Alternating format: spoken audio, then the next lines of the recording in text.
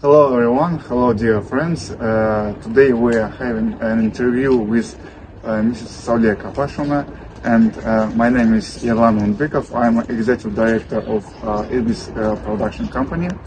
And in this beautiful sunny day, we have just come to our house, which is located in the center of Almaty. You can have a look at the entrance. And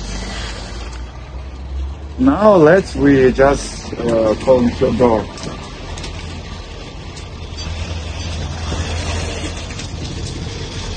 Wait a second.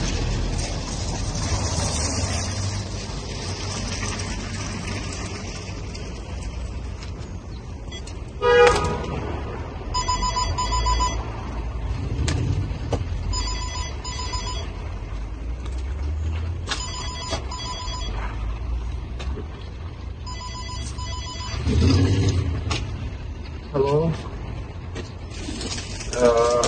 Мы пришли к миссис A.S.Kabashevna. Can we come in? Yes. Let's go.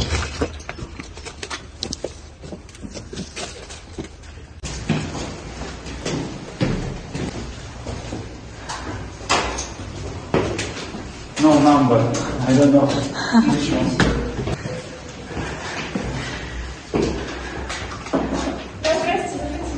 Здравствуйте.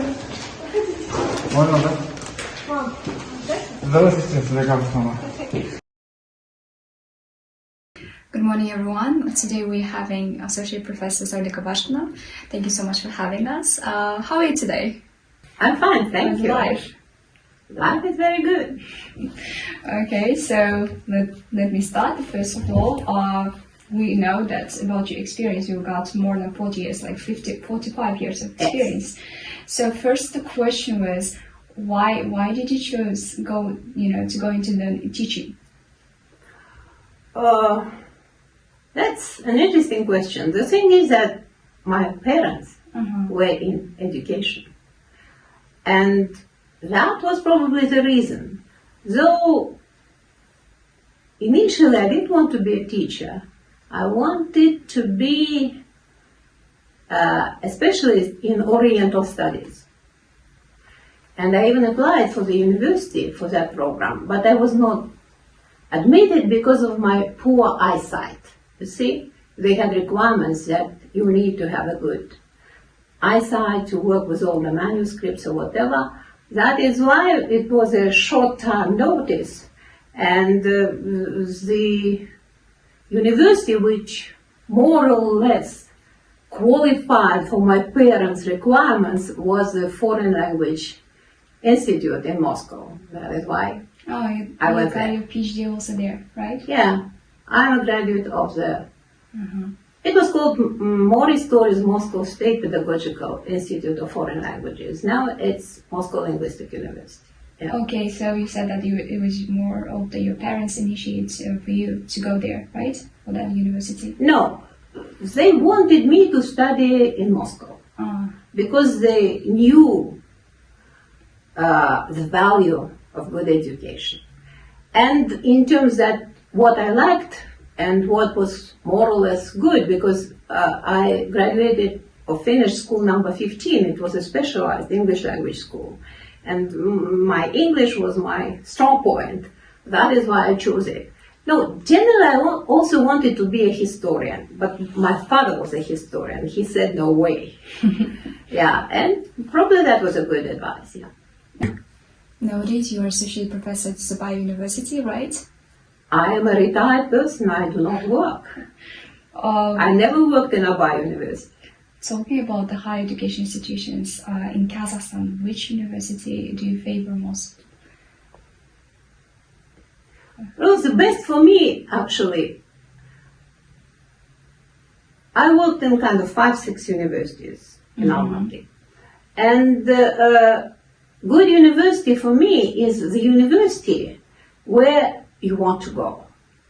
And among these 6 that I worked for, there are 2. One is Asfendiyarov University, and the other is Kazakh British Technical University. They are the best universities in terms that I like to working for these universities.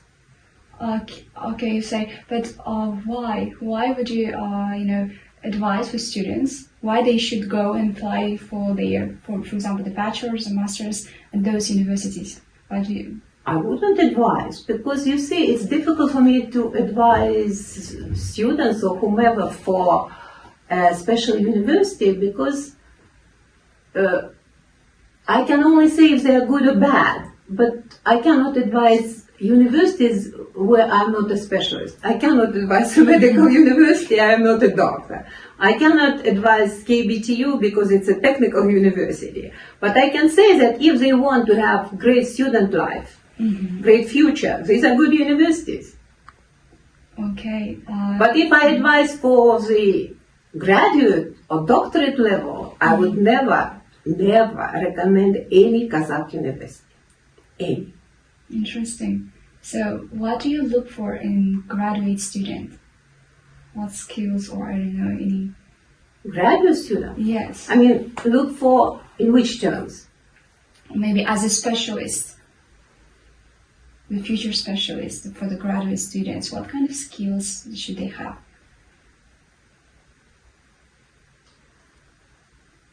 You know, some people say about the soft skills or hard skills. You see, there is a good saying from a song of one of my favorite singers. Her name is Jessica Mauboy. Do you know? She's an Australian singer. Unfortunately, I haven't heard. And she has a song which is called Never Be the Same.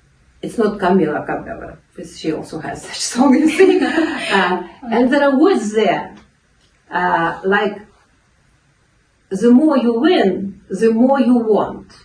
It never ends, it never stops. I'm looking for people who are also always on the move, you see? Who don't stop and finish with what they know. People who go further, they want to explore more, they want to learn more, they want to try more. These are the people, even if they are not very good at the moment, but who are willing to learn or to experiment and to grow, you see? These are the best candidates for people whom I would hire. And talking about the students, at the start of their maybe learning process, what do you think? Where they can look for the assistance or help when they just applied for university? If you want to do something, who helps you the most, let's say? Professors or administration? It's yourself. It's myself. Yeah. Because it depends. Like, it can be a professor, but sometimes it can be your student who will help you. It depends on your needs. It depends on your goals. It depends on who you feel comfortable with, you see? And they will render you much more assistance than anyone else. Professors are sometimes very busy. They don't care, you see? Sometimes they don't think it is worth to spend their time on the issue you are interested in. That is why that's the art of communication, that you find a person to communicate. It doesn't matter who or what level this person. It depends what things or this person can share with you and can really help you. Sometimes I learn, actually why I like my profession, that the majority of things I learned from my students. I mean, while teaching, I discovered, yes, people, sometimes they're great. It's like you get to know more when you teach.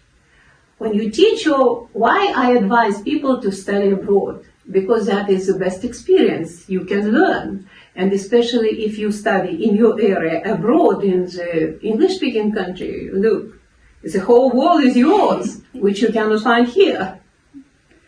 Talking about English-speaking countries nowadays in Kazakhstan, we've got a lot of teachers, English, specifically English teachers. We haven't What do you been mean by abroad. specific?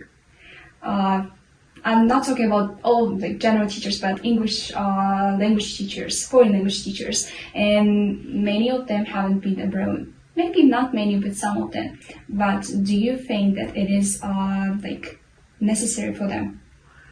Look, actually, if you switch on YouTube, social media. Yes. You are in the English language world. Yes. You, the advantage of your time is that you can contact person from whatever country you want. If you invest a little bit of effort, you can socialize with people, you can find friends with people, and you will be in that environment. But this is kind of a little bit unnatural process. But going there, not for studies, but even as a traveler, it's a great experience. Because you will see how the language works in its natural environment, you see? Yes. It's not like what you see processed in media or whatever, like your colleague was trying to process everything we're doing here, you see? But there it's raw, absolutely raw. That is why you will feel that by your skin, and that will help you become better. Talking about them, how it can change your like worldview, going to abroad and being there, how has it changed your teaching process? You mean personally? Because some people visit countries but they don't learn anything. Yes, we also found out that you were like research scholar in Kansas and USA. You got like workshops out there. And how has it changed your teaching process, like there in Kazakhstan? Look, I studied in a way abroad. I studied in Russia. I mean, from a young age, I already learned how to adjust, you see? And I learned more from my teachers. I had probably the best teachers whose books you use for your studies. Like my teachers in my class were people like Ilya Romanovich Galperin, have you ever heard? No. Stylistics, English stylistics. He was my teacher. Or Kunin, do you know Professor Kunin? English phraseology. And he was my teacher. Really? Yes. You should know Galperin, stylistics. Well, Rozalsevna Ginsburg, she was my teacher of English, practical English, and she is a great specialist in English lexicology. So I went through the hands of these great people and I learned a lot. Again, I would say that you learn from people. The best thing of traveling abroad that you learn about people. For example, if you ask me what is my favorite country, I would say that it's Thailand. You see? Thailand. Exactly. Because people there are gorgeous. You see, you just enjoy communicating with them without speaking, because it's a country of smiles, you see? They are so natural. They are so kind. They're always smiling. That is why you learn from that. You see?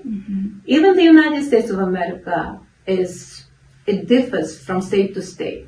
But if let's say, English-speaking countries, I've also been many times to Britain. If you compare Brits and Americans, America is much better in terms that it's easier to communicate with people.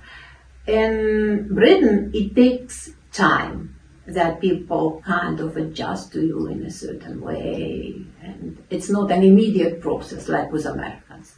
But anyway, I would say that traveling generally is a great tool for your development. Because you grow as an individual, you have to communicate with different people. And you learn how to behave. And moreover, you learn how different the world is in different parts of the planet. And you, let's say, enrich your worldview, what you said, your understanding of people. And moreover, you develop this kind of empathy, you see, tolerance or whatever. And in this way, traveling to any country is good. Because in any country, you will use English for that. That's the only language that you can find a person you can communicate with, you see. Talking about traveling in the countries, what languages do you speak? I speak 3 languages, Russian, English, and Kazakh. I used to speak French fluently because I studied that at the university, but I kind of do not use it. That is why I kind of forget it. But when I go to France, it takes me about a week, yes, to somehow, you see, come back to my usual state. But I can read freely in French, yes. Some people say that even though they've been living in France for 10 years, it's even hard for them to communicate with the native speakers. No, I understand them. I can read. I can watch French programs, but it's kind of because you don't have practice, then you lose this capability to communicate easily. But anyway, the language also changes. Like 50 years ago, I studied French. Now it's obviously different. The same as English. It changes. The language changes with life. Before you talked about the USA, how you advised for the students to study there, and nowadays I'm just judging from my own point of view, and when I go to internet, a lot of youth, like younger people, they say that, especially from USA, that because English is a lingua franca, and they just speak only one language, just English. And most of them, I'm not talking about the academics, maybe academical, people in this field of sphere, maybe they speak more languages. What do you think about it? English speaking people speaking only one language. And don't they try to, I think, even for the people, bilingual people, especially from Russia, they also try to speak more. It's hard for them for their pronunciation. Because No, I mean, because these are big countries with big population, even Russians, they can freely use Russian for communication. America or United States and Britain, they don't need to study other languages because English is spoken everywhere. But to tell you the truth, it's a misunderstanding because in schools, let's say schools, when I was a schoolgirl, kids were taught different languages in Kazakhstan. It was not only English, it was also German and French. Nothing of the kind now, you see. In the United States of America, you can choose any foreign language at school. But the most preferable nowadays is Spanish. Because you can easier find a good job. Because the amount of Spanish-speaking population in the United States grows, and that is why it's easier to find a job if you know Spanish, especially in the southern states like Georgia, Florida, let's say California, New Mexico, Texas, and so on. But in the business world and universities with business education is valued, they study what language do you think? English. The English speakers in American business programs. Business programs. What is now the most popular language? Do you have any idea? Chinese? Exactly, it's Chinese. You see, that is why they have an option. That is why people who want to study languages, they do study languages. But if they don't want to study languages, they do not use it. Because my kids, they speak different languages, minimum 3 foreign languages. Each of them speaks fluently. Great. Yeah, because they understand why it's important. Because the brain works much better if you know languages. That is the reason why we teach our 5-year grandson, I teach them different languages. So his mother is responsible for English, I'm responsible for Kazakh, his nyanya is responsible for Russian. And he himself tries to learn a little bit of Spanish, because my daughter is a fluent Spanish speaker as well. Oh, so generally the children, they perceive the knowledge better than the adults. What do you think about it? Acquisition of language of children and adults. Because they grow, they have a capacity to grow.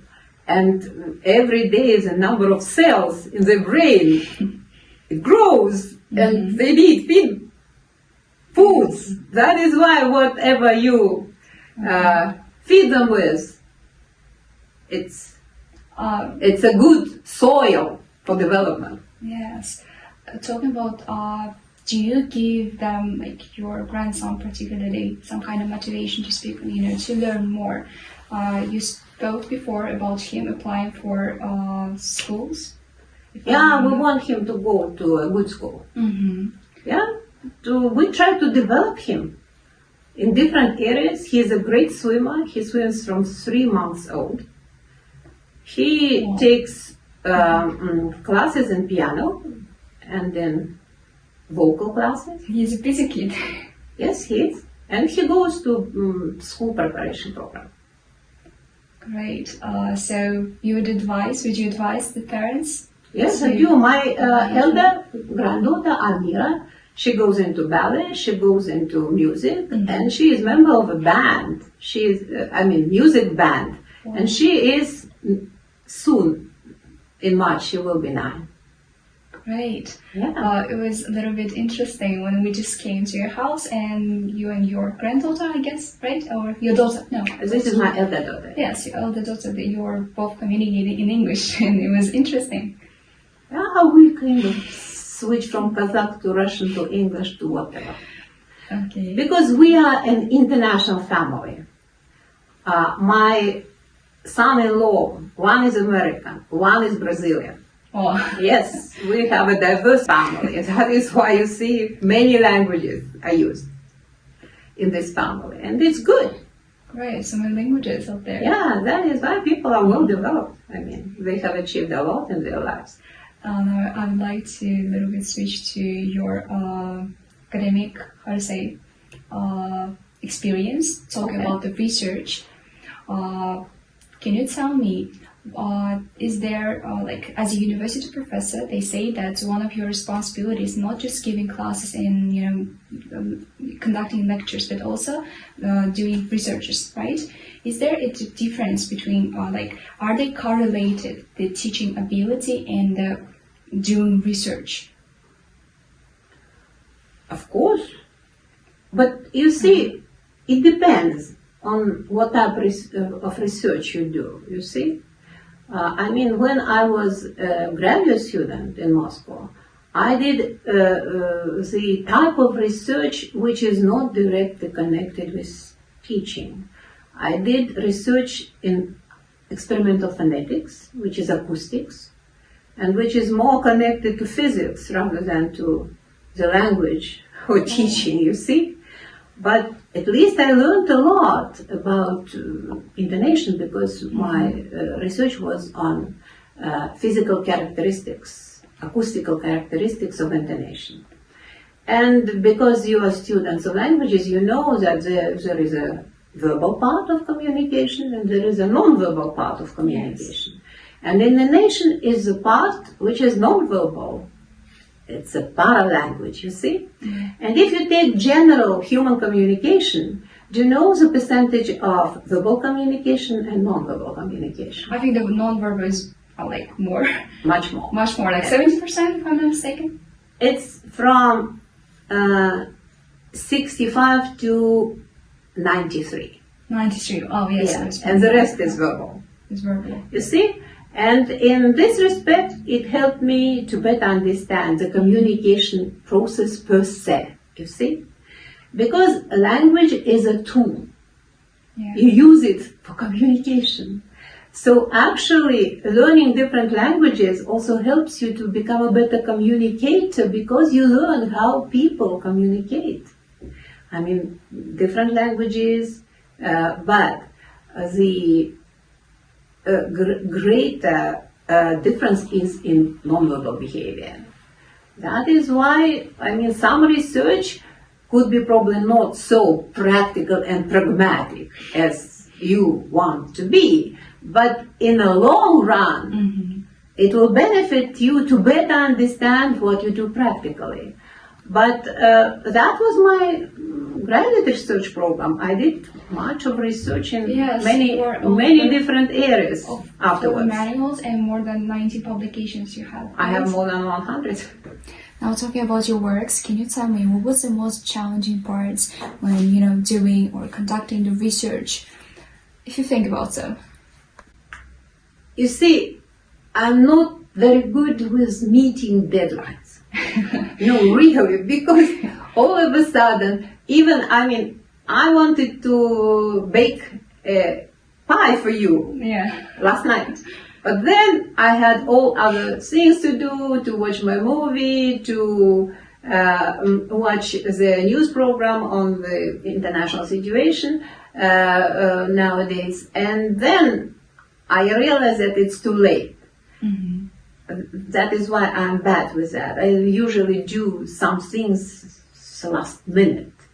And it's not very good, of course, for doing research or whatever. Mm. But actually, the main thing in doing research is that you identify what you want to do and what you want to achieve. If you pretty well understand what you want, then it's easier. And in doing research, because sometimes you see it's sitting hours and hours reading or whatever and writing, you need support from people who love you, and it helps. I would probably not survive in writing my dissertation in Moscow if it was not for my husband, who was also a student there, and we both studied there. Well, actually, I went there because he went to study in Moscow for his graduate school, and we were big support. He helped me a lot, and he helped me even in my research. Actually, he gave me the major idea of my paper. Oh, really? Yeah, so he's also doing a lot of No, I couldn't find the right definition for the function of intonation, which I was trying to describe. And he found those words because he was a biochemist. And that was the function in biochemistry. And he said, why don't you use the same term? Because it depicts the same notion in many ways. And my scientific advisor was really kind of surprised, and she liked it a lot. You see, that is why you never know where support comes from. You never know who can help you, and you never know what can help you, you see? Yes, actually there was one more questions in my list, like, is it really important to get a support from your close people when you are trying to, to achieve something in your career? It depends, you see. What kind of support you need.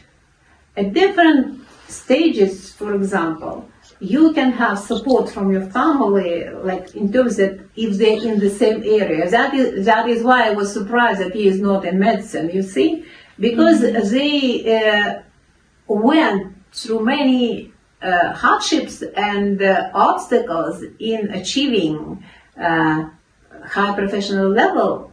And they can teach you how you can go through and avoid potential obstacles. But it's not the fact that it happens always, you see. I would say that for achieving a goal in any area, do you know what you need? You need a gut, stamina for yourself. That's the biggest help in your life. But if you are surrounded by loving people, of course, that works much better. Great, but generally said that first person who should be supporting you is yourself. Exactly. No, it's not a support. You see, the problem of many students I used to teach is that they don't know what they want. They don't know why they study. They don't want what they want to achieve. Like, the first question, my first lesson with a new group is usually the same that was given by my teacher, Rosaria Semyonovna Ginsburg. Everyone asked me, like, where did you learn to do that? And I said, I just copied. Yes, copy-paste the example of teachers. I had great teachers, you see. Especially my favorite teacher was a teacher in phonetics. Nadezhda Dmitrievna Lukina, probably you have used her also practicum in English practical phonetics.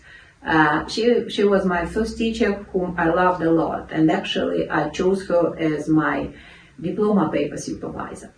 And the lessons that Rosaria Semyonovna Ginsburg taught me, that you have first to learn who your students are, and then they have to learn what you are as a human being, as an individual, not as a teacher, but who you are as a person.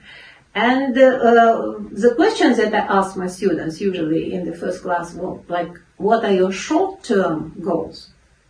Like 5 years, 10 years. And what are your long-term goals? Like 25. Where do you see yourself? 0.5% of students can respond. They come just to study, like, it's a dream. I'm here, look at me, look, I'm in a big building now, surrounded by professors or whatever. But they don't have a single idea why they are there, what they want. And this is the difference between education in our country and let's say British or American education, or European education. Because in the later period of my professional career, I was more on education. Actually, I shifted from phonetics to education, to communication, and you see, if a person has a goal, like this is, like we said, like my grandchild will go through test system. It's 5 years to go to school. And we said, this is your goal. You have to do this and that and that. If you achieve, you will have your benefits. You see, that is the same, but he is a kid, actually a toddler in a way, yeah? He doesn't know how to set goals. We set goals for. But many students in our country, they go just for the name of the university, for the location of the university, or for whatever. And they are not sure that they go to the place, or I'm not sure that they go to a good place, proper place. But in the United States of America, it's different. To apply to a university, they have to pass SAT test. And the SAT test already qualifies what type of exam they have to take to go to a certain university. And people there, they already know what they want to be. That is why many students do not go to a university immediately upon graduation from school. They go to work. Yes. See? That is the difference. And then they figure out what they want to study. Moreover, the educational system there with majors and minors, it's different.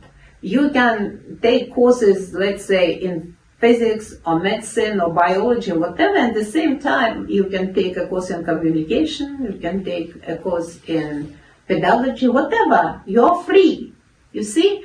And students there, they try to take as many different courses as possible so that they can learn what attracts them, hooks them more, so that they can then follow the path that attracts them. You see? And this is why I advise the majority of people whom I care about to go and study in the United States. That is the most challenging experience you can ever go through. But why American universities are the best? Because the best students go there. Why they are the best? These are the students who are ready to take the challenge. And the challenge is enormous. Studying in American university is very tough, extremely tough. Because they do not teach the discipline. They teach you life, how to survive. That is the goal of American university, is to survive. You see? Yes. Do you know this famous song, I Will Survive? Yeah. It's like that. But here, the majority of students in our universities, they say that, like, I need a paper. And they don't care whether it is a good paper or a sheet of paper, you see? Yeah. That is why it's not a good education. And like, nearly 100% of school graduates go to university. Impossible. Do you know how many percent of American school graduates go to university? To universities. Upon graduation. On graduation, no, I can't say. Maximum 35%. Maximum. 65% go to work. They do not go to university. Why do you think so, Devi? That is, numbers, you can find them everywhere. Google. No, I'm sorry. I did the question wrong. Like, why do you think they don't go to universities but rather go to work? First of all, they need to earn money because parents never help them after they're 18. You know that? Yeah. Never, not a penny. Yeah, they're separated from parents. Yes, they're separated because this is how they become grown-ups. That is why they need to find a job, to rent an apartment, to provide for themselves. That is why many go to work. And even if they go to university, they have to work part-time to survive.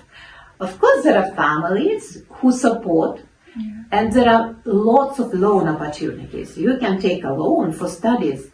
It's like, can you take a loan here in Kazakhstan? Not For really. studies, for education? Not really. We don't No. really take, yes, because But you can, but the interest rate is very high. most of the time our parents, they support for No, bachelors. no, but I mean here, if you want to take a loan, and some people take loans, the interest rate is very high, about nearly like 16 or whatever Yeah. percent. In the United States, the cheapest loan is for education. It's about 2%. You see? That is why many students, they take loans. And usually they can pay it till the end of their life. It becomes a small amount of money. Then they want to gain a little bit of experience to learn what they really want. That is why they not often go to the university immediately after school or graduation from school. But some families, of course, they can afford to pay or to lend. It's not pay, but they lend money for, especially for good universities. If your child, qualifies for a good university, very good university, then of course parents will help. Do you think that someday the Kazakhstan can apply that American system of education? Never. Never. Yes. Why? Our mentality is different. It's a cultural difference. What about the younger generation? But they're Kazakhs anyway. You cannot change the mentality, you see? They can change a little bit, but you see, culturally, Americans are different. They think in a different way, they behave in a different way, but you can adjust. If you study abroad, you become kind of a multicultural person, and you easier can adapt or adjust or whatever. But the good thing about American education is like a star on your forehead. You see your good university diploma. Like you can find or qualify for any job. You can receive high salaries, and it can help you in life. And moreover, many students go to high-level universities because it's networking.